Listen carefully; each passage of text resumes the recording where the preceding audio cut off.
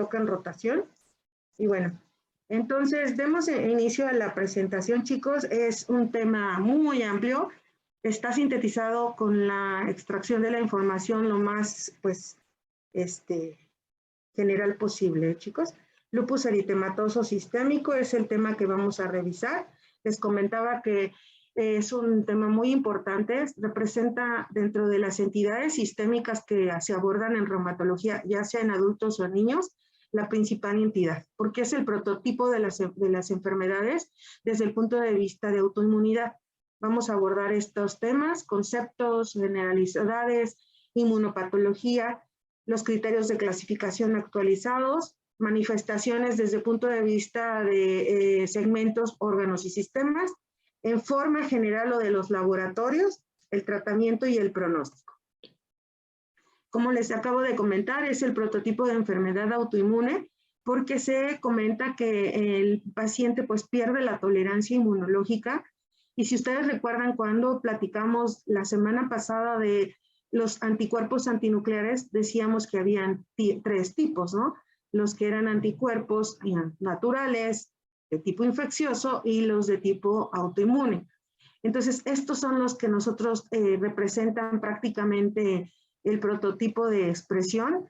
Vamos a encontrar en esta entidad la gran parte de los anticuerpos llamados antígenos extraíbles del núcleo, que se dirigen a un elemento en particular, ribonucleoproteínas, microsomas, centrómeros, anti-DNA de doble cadena, etc.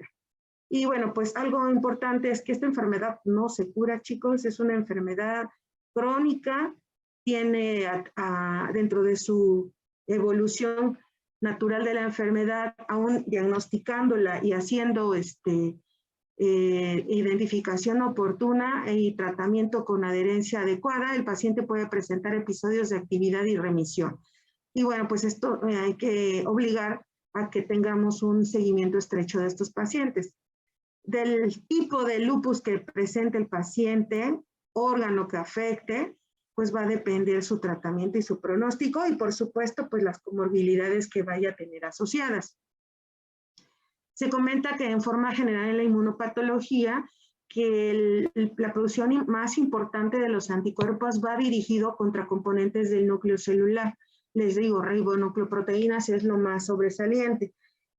Algo importante tanto en niños como en adultos es que es una enfermedad que en cuanto a género afecta más a las mujeres, pero tiene la característica de que hay un contexto de estrés, puede ser hormonal, estrés orgánico, una infección, quemaduras, cambios hormonales, por lo que se dan picos de incidencia, como lo notan aquí, de 15 a 45 años. Son como los más característicos.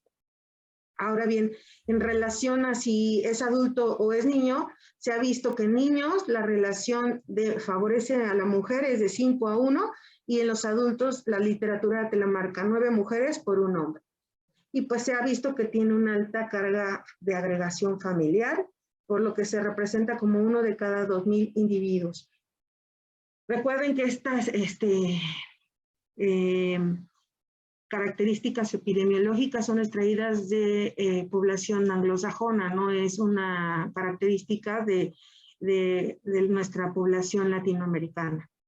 Y les comento, pues estas expresiones de producción de anticuerpos van a dar traducción a todo nuestro organismo. Y algo importante, ayer platicábamos de las vasculitis primarias, pues aquí también hay anormalidades en la pared de los vasos. El proceso inflamatorio se va a establecer en la fase aguda de la enfermedad, por lo que la enfermedad va a traducir toda la sintomatología derivada de la inflamación, es decir, fiebre, ataques de estado general, hepatomegalia, puede haber esplenomegalia, adenomegalias.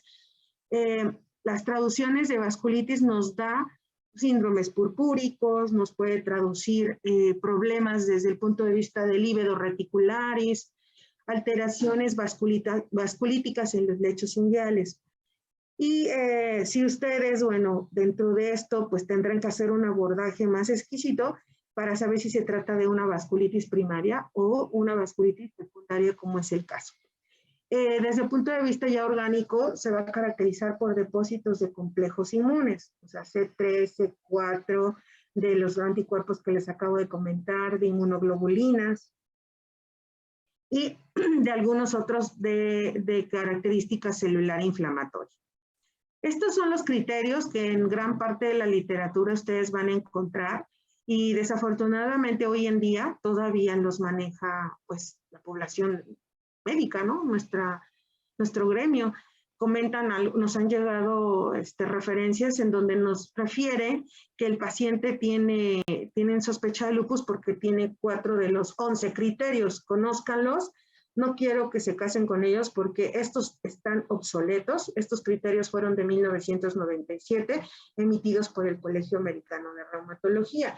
Y pues, francamente, ya no se aplican hoy en día.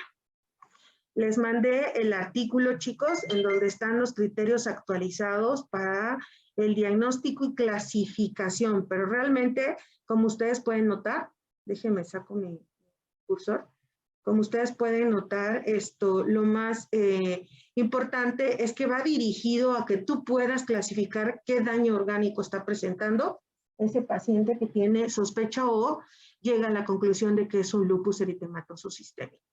La Liga Europea contra el Reumatismo, vean, europea, era lo que les comentaba, revisaron junto con los criterios de clasificación que se habían emitido por el Colegio Americano y en el 2009 se llegó a un consenso en donde, bueno, se estableció que no era válido las características clínicas o las características aisladas que se referían desde el punto de vista del laboratorio. Al menos en mi parte de presentación, chicos, no se ve, pero bueno, conozco mi diapositiva. Aquí te comentaba que, no sé si ustedes sí alcancen a ver, lo de los criterios de entrada para sospechar o aplicar que tenga lupus, es que tenga anticuerpos antinucleares a títulos positivos. Y estos títulos positivos, nos recordarán en nuestra plática, hablábamos que tienen que ser con una titulación igual o mayor a 1 a 160. Esa es una medida de estimación semi-cuantitativa y esto se da porque acuérdense que hablábamos que se hacían inmunofluorescencias y que estas son pruebas iniciales, obligadas, sí, pero son iniciales y de preferencia se requería de otra técnica para cuantificar y darle ese respaldo desde el punto de vista de sospecha diagnóstica del laboratorio. Entonces, lo respetaron y tomando en cuenta eso, se incluye que para que yo piense que mi paciente clasifica para lupus eritematoso sistémico, el criterio mandatorio es que tenga anticuerpos antinucleares positivos a títulos, pues obviamente significativos. Entonces, con esto quiero recalcar que el hecho de que tenga 1,80, 1,40, también les mostré una diapositiva en donde decíamos que podía ser el reflejo de anticuerpos naturales o bien el reflejo de otro tipo de anticuerpos como los de tipo infeccioso y que no necesariamente nos reflejaban un contexto de autoinmunidad. Ahora bien, esto, pues bueno, es lo más común. Habrá que tener, aparte de los anticuerpos, de cuantificarlos específica y objetivamente con otra técnica como Western blot, aquí hacen crioluminiscencia, por ejemplo. Pero se tiene que revisar los órganos y sistemas que pueden estar comprometidos y algunas expresiones desde el punto de vista del laboratorio y que mi paciente para que clasifique por al menos debe de tener uno de los siguientes criterios que sumen más o igual a 10 puntos. Entonces, ahorita vamos a ver que cada uno de los órganos y sistemas que se aplicaron y se proyectaron como propuesta para clasificar lupus en esta nueva reunión del 2019, nos dice, como ustedes pueden ver en forma general, que cada uno de los órganos o sistemas tiene un peso dependiendo de la expresión. La diapositiva la corté, esta es una parte de 2, y ustedes vean, por ejemplo, nos habla en relación al aspecto de los síntomas constitucionales, que es fiebre, y le da un puntaje de 2. En un contexto hematológico, si el paciente expresa leucopenia, anemia hemolítica, pues bueno, ya ustedes están viendo que el peso pues va incrementándose. Tenemos aspectos neuropsiquiátricos que ahorita vamos a platicar con más detalle, que va desde delirio hasta convulsiones. las convulsiones, pues siempre y cuando no sean identificadas por un desequilibrio hidroelectrolítico, algo orgánico o algo atribuible a esta expresión clínica. Aspectos mucocutáneos, alopecia no cicatrizal. Aquí tenemos ya este nuevo dato que no lo identificaban o lo reconocían como una expresión de autoinmunidad. Úlceras orales ya estaba, lupus cutáneo agudo, lupus discoide, lupus subagudo, que vamos a ver que hablar de lupus cutáneo es todo un tema. Anticuerpos antifosfolípido. Gran parte de los pacientes de adultos, sobre todo, llegan asociadamente a tener un síndrome de anticuerpos antifosfolípido asociados. Y aquí estamos obligados, ¿se acuerdan que les platiqué también en el contexto de laboratorio que habían 3 anticuerpos que determinar de preferencia, que eran las anticardiolipinas, antibeta-2 glicoproteínas y el anticoagulante lúpico? El tener los 3 positivos, pues se nos hablaba de un fuerte sospecha, obviamente no había duda para el contexto de SAF, y aquí el puntaje es de 2. Les comentaba también que era importante identificar el contexto del sistema inmune desde el punto de vista humoral y ver en qué condiciones estaba el paciente. Habría que valorar 3 fracciones del complemento, que es C3 y C4. Pero bueno, aquí lo más importante es estimar que puede o no estar bajo, como aquí lo ven. Puede ser C3 o C4 nada más, o los 2 elementos, C3 o C4, que el puntaje alcanzado pues es C4. Y los anticuerpos específicos para lupus, que es anti-DNA de doble cadena, o los anti-SMIT, que en un contexto, si está positivo alguno de ellos, ya tenemos un puntaje de 6. Esta es la parte en donde vean, o sea, tanto los anticuerpos antinucleares junto con el contexto renal, vean, si yo tengo una clínica rápidamente progresiva que se apega con el comportamiento esperado de estos pacientes, dependiendo de la nefropatía lúpica que tengan, puede que sea tan importante que nos dé el puntaje que se está pidiendo mínimo para tener un contexto de clasificación de lupus. Una nefritis lúpica clase 3 o 4, que es lo más frecuente en esta entidad, esto pues ya te da un puntaje de 10. Entonces, cuando te hacen una biopsia del riñón, te tienen que dar qué tipo de nefritis lúpica es, ¿no? Estadio 3, 4, clase 2, clase 6, y te tienen que dar los índices de actividad y de cronicidad. Esto es importante, uno, pues para ver el puntaje de contexto de dimensionar la enfermedad, y también pues el hablarnos de unos aspectos que te valora el patólogo para decirte hay actividad. Esto lo contemplan porque hay vasculitis, hay datos o polvo de cardiorexis, aspectos que comprometen los vasos. Bueno, pues ellos te van a decir, y tiene de tantos aspectos que se evalúan de actividad, tiene tantos puntos, y tiene tantos puntos de cronicidad. Obviamente que eso a ti te da la pauta para decir, ¿sabes qué? Dale con todo porque está muy activo. Pero si ya te llega una nefritis lúpica clase 4, pero que sobrepasan los puntos de cronicidad a los de actividad, probablemente ya estás pues como en una fase del recuento de los daños. Claro que vas a actuar, pero el contexto pues va a ser encaminado a recuperar en la medida de lo posible la función del riñón.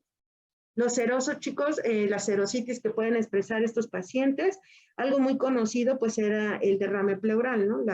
El contexto que pudiera presentar estos pacientes a nivel del pulmón, pero también se ha visto que a nivel del corazón te puede dar pericarditis. Y este pericarditis o derrame pericárdico puede ser tan importante que nos puedan complicar la función cardiovascular.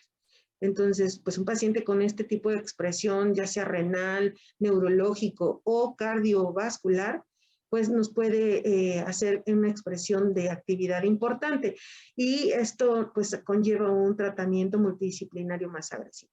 Pero en forma general, aquí está, si nuestros aspectos que les acabo de considerar que han identificado como sobresalientes y que pueden tener un contexto de expresión en los diferentes órganos y sistemas y suman un puntaje, como aquí nos comentan, total o igual a 10, cumple con un criterio de entrada para lupus eritematoso sistémico, siempre y cuando tenga anti-DNA de doble cadena a títulos positivos. Preguntas, chicos. Esto es muy, muy importante. ¿Alguien puede resintetizar esta parte que les acabo de comentar? Y me dice su nombre, por favor.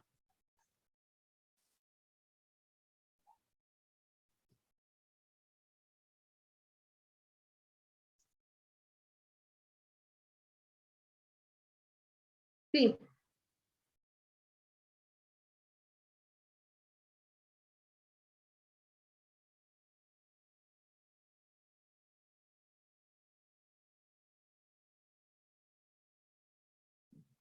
Más. 1 a 160.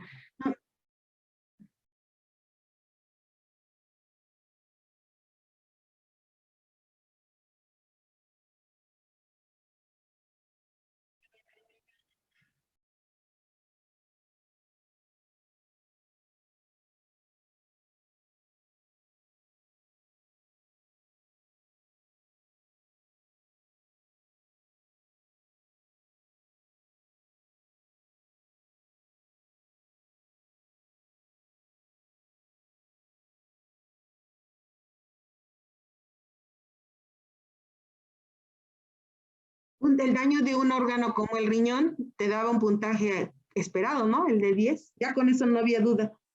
¿Te acuerdas? Muy bien, Brenda. Muy bien, aunque prestaron atención. Muy bien, chicos. Esto sí, les invito a que lean el artículo. Les dan antecedentes dentro del contexto de los criterios de entrada para esta nueva clasificación, por qué fueron elegidos. Y bueno, dentro de la epigenética de la enfermedad, hablar de lupus, les digo, es de veras, vemos el contexto epidemiológico en una clase, se ve lo genético en otra, los anticuerpos en otra, o sea, no, para aquí es muy ambicioso, se trata de resumir pues lo más importante de la información que se tiene y lo que se ha visto que, les digo, son complejos, tanto de complejos celulares, humorales, de histocompatibilidad, y que bueno, lo que nos están dando más bien es una expresión de factor pronóstico, porque ustedes van a ver que hay pacientes que, bueno, pues si ya conocemos que nunca, el paciente que estoy tratando, nunca ha recuperado complemento, probablemente el paciente ya tenía una deficiencia genéticamente hablando de algún componente de complemento. Repito, en la plática del laboratorio les comentaba, a mí me gustaría saberlo. Si alguien de ustedes sabe cuál es el valor que tienen actualmente C3 y C4. Claro que no es un estudio ordinario. Aun cuando ya pues empiezan a haber infecciones o una clínica, no es un estudio que hagan de rutina, salvo que ya se tenga un contexto en el que se esté sospechando dentro del abordaje de inmunodeficiencia que haya un proceso que esté implicado con deficiencia de complemento. Normalmente, acuérdense que lo que hace pues es el ataque de membrana, dentro de lo cual pues elimina o contribuye a eliminar generalmente algunos elementos de tipo infeccioso, ¿no? Entonces, pues a menos que el paciente tenga un historial de infecciones recurrentes a temprana edad, etcétera, etcétera, y se hace el abordaje, pues se le toma C3, C4 y CH50. De otra manera, pues no es como que muy común. Y cuando tenemos deficiencia de ciertas fracciones de complemento, que también les invito a revisar la cascada del ICSI en relación al complemento, vamos a ver que hay ciertas fracciones que nos van a conllevar a aumentar el riesgo de presentar lupus eritematoso, como aquí lo estamos destacando. Deficiencia de C4 o C4b aumenta el riesgo de 5 a 10 veces. Hay antígenos de histocompatibilidad que también se han visto estos haplotipos relacionados a tener un mayor riesgo de lupus eritematoso.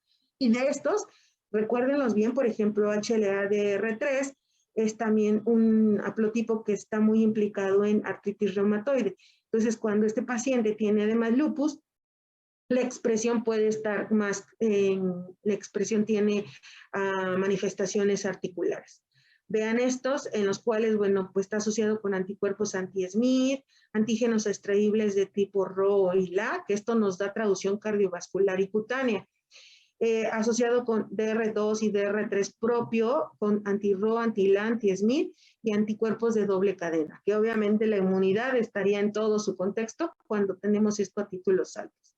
Este anti-Smith es el anticuerpo más específico para lupus y bueno, pues también vean la asociación de estas expresiones de haplotipos. Esta diapositiva, chicos, lo que nos habla es que esos criterios mandatorios son para sospechar y clasificar lupus.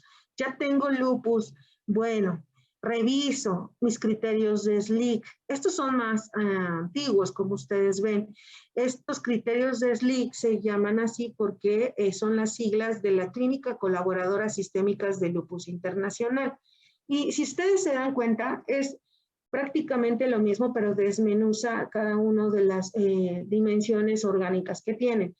¿Qué impacto pueden ayudar? Bueno, pues cuando tú tienes ya analizar qué aspecto desde el punto de vista cutáneo hay, qué aspectos de úlceras y dónde están hay, aquí ya te lo desglosa, si se dan cuenta es más específico. Ahí decía úlceras orales, sí, pero ¿dónde? El paladar, generalmente están en paladar duro, o están en toda la boca, o en la lengua. Hay úlceras nasales, por ejemplo, en relación al lupus, te dice, ¿es agudo o es crónico? Y te da la lista de lesiones de lupus agudo y de lupus cutáneo crónico. En relación al derrame, vean aquí también, cuando digo que hay una dimensión de implicación de afectación renal, bueno, pues cuando tengo un índice de creatinina proteinuria que esté considerado representativo, ¿no? 500 miligramos de proteínas en 24 horas o que tenga alteraciones en el sedimento urinario, ¿no? Generalmente, pues, en este caso, los cilindros eritrocitarios. Habla de algunos aspectos neurológicos, la psicosis, crisis convulsiva, mononeuritis múltiple, mielitis, alteraciones confusionales o estados confusionales agudos. Desde el punto de vista hematológico, pues lo que ya comentábamos de la anemia hemolítica, de la trombocitopenia, y cuándo voy a considerar linfopenia, trombocitopenia o linfopenia. Entonces, sí, tómenlo en cuenta porque cuando uno hace un resumen, dice, bueno, obtiene los criterios de entrada y de acuerdo a los criterios de SLIC, la dimensión de afectación es renal. ¿Por qué? Porque tiene una proteinuria o es neurológico porque tiene esto, ¿sabe? Entonces, a nosotros nos sirve mucho de esto. Aquí vamos a desglosarla del contexto cutáneo, el eritema malar. Algo importante que les decía es que se quedó corto cuando hablábamos en primeras manifestaciones del Colegio Americano, que decía que nada más era una presentación en alas de mariposa. Pues no es así. Esto, bueno, pues es lo más representativo, es una foto del libro. Vemos que también podemos tener úlceras o lesiones cicatrizales que afectan la mucosa labial. Esto, vean, puede estar generalizado. Pueden tener una fotosensibilidad muy agresiva que se da por una exposición al sol y que vean cómo traducen estas lesiones. Vean, aquí lesiones discoides, en las cuales pues incluso se observa una leve descamación. Las lesiones vasculíticas que se alcanzan a observar en el dorso de la nariz y en la boca, en la comisura labial, y no solamente pues está en la eminencia malar, como se está refiriendo, pero sí respeta el pliegue pues en nasogeniano, ¿sale, chicos? Úlceras, nos decían que las úlceras pueden estar en paladar duro, en lengua, en faringe, en mucosa nasal, ¿no? Algo característico es que no son dolorosas y conforme va resolviendo el proceso de vasculitis, el paciente no presenta lesiones cicatrizales. En cuanto a artritis, les comentaba, el paciente puede tener artralgias y franca artritis, que implica limitación, incluso derrame, puede afectar 2 o más articulaciones. Aquí lo destacable a la par es que tienen lesiones vasculíticas muy obvias, chicos, líbedo-reticulares y esos cambios vasculares en los pulpejos de ambas manos. Y generalmente desde el punto de vista radiológico, estos pacientes no tienen un cambio que nos denote artritis erosiva. A nivel muscular, el contexto es que hasta en un 48% pueden tener dolor muscular o un compromiso franco de miositis. La característica cuando abordemos debilidad muscular es ver qué comportamiento tiene. Y aquí el involucro es debilidad muscular, o compromiso muscular proximal en un porcentaje significativo, y pudiéramos llegar a tener hasta alteraciones que nos puedan traducir reflejo de esta miositis a nivel biopsia, electromiograma o hasta aumento de la creatinfosfoquinasa y enzima muscular llamada aldolasa. Característico es que una vez que uno da un tratamiento con glucocorticoides responde bien. Ahora hay que tener cuidado con estos medicamentos, sobre todo cuando ya están establecido un tratamiento de esteroide y antimaláricos. El paciente puede tener también expresión de miopatía cuando justo hago un incremento de estos medicamentos, hidroxicloroquina o cloroquina, o se incrementó la dosis de glucocorticoides. Hay una clasificación para las manifestaciones cutáneas que lo emitió Guillaume.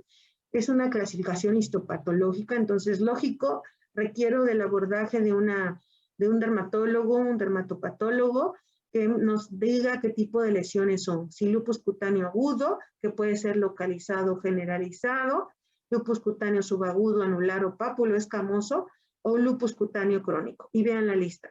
Desde el clásico, que pues bueno, se ve como engrosado y vamos a notar, hasta aquellos que tienen síndromes de sobreposición. Y tenemos, de acuerdo a la clasificación histopatológica de Gilligan, lesiones no específicas, como cuáles. Lo actual es la alopecia, pero ya tenemos otros conocidos que eran, por ejemplo, enfermedad cutáneo-vascular, que es líbedos reticulares, esclerodactilia, nódulos, calcinosis, lesiones bulosas, urticaria, mucinosis, úlceras, eritema multiforme y lichen plano. Vamos a empezar a desglosar las características del lupus cutáneo. Lo característico, como comentábamos, es el prototipo de expresión en eritema malar, el llamado alas de mariposa, que generalmente son lesiones maculopapulares y que traducen por esta dermatitis expreso de la fotosensibilidad que llega a tener el paciente, pero que ustedes pueden ver, exacerba esa zona, pero puede ser tan generalizado que puede abarcar toda la cara, respetando pues el pliegue de la nariz y el filtrum, como ustedes alcanzan a notar. Aquí ya se ven otras lesiones que pudieran estar relacionadas con estos anticuerpos, como llamamos el antígeno extraíble llamado RO. Puede haber mayor asociación a la exposición solar. Se ha visto que afecta más a las mujeres de raza blanca y afroamericanas. Y vean aquí unas lesiones bulosas que se están observando. La fotosensibilidad del lupus cutáneo subagudo, vean, lesiones discoides, y vean, no solamente están en las zonas fotoexpuestas, sino cuando ya se desencadena esta respuesta, el paciente puede tener lesiones de forma generalizada. Se ha visto más expresión en gente, les digo, de raza blanca, pueden estar asociados estos haplotipos, complemento y antirro. Aquí está el eritema centrífugo simétrico, de pronto el paciente expresa lesiones que se van desapareciendo, van lesiones de tipo soraliforme, como podemos notar aquí en algunas zonas, eritema papuloescamoso, maculopapular, pitidicialforme, que obviamente no vamos nosotros de primera instancia a decir, sí, es un lupus subcutáneo de este tipo. La clasificación al diagnóstico final nos los va a emitir justo el dermatólogo. Hay que tener mucha cautela cuando nosotros nos enfrentemos ante este tipo de pacientes, porque habíamos hablado de los anticuerpos. Un paciente que tenga esa susceptibilidad, genéticamente hablando, puede traer una clínica like al lupus. Y en esta diapositiva lo que nos están mostrando son algunos elementos farmacológicos que se han identificado que pueden detonar a un lupus-like. Y vean, la lista pues es importante: diuréticos, hidroxiclorotiazida, espironolactona, bloqueadores de canales de calcio, diltiazem, verapamil, mifedipino, antifúngicos, beta bloqueadores, antihistamínicos, AINES, inhibidores de enzima de convertidora de angiotensina, inhibidores de bomba de protones, inhibidores del factor de necrosis tumoral, quimioterápicos, antimaláricos, etcétera, etcétera. Entonces, Sí es importante que al momento que ustedes aborden a un paciente y hacen una historia clínica, es identificar si también recientemente han recibido algún medicamento de los que ya se conocieron o que, pues bueno, a lo mejor no, pero requiere del abordaje de inmunoalergia y hasta de toxicología para tratar de realizar pues el tamizaje si este medicamento fue el detonante de esta expresión de autoinmunidad. Que obviamente es uno de los pocos lupus que quitando el estímulo farmacológico pues va a mejorar, ¿verdad?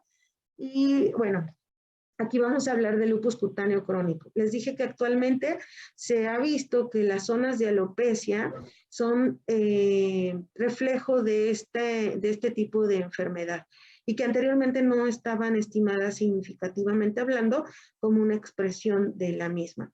Algo característico pues es que nosotros debemos de ver si efectivamente no se trata de una alopecia traumática o por una micosis, ¿no? Eso es también muy común, entonces habrá que hacer el abordaje concomitante también de esta parte.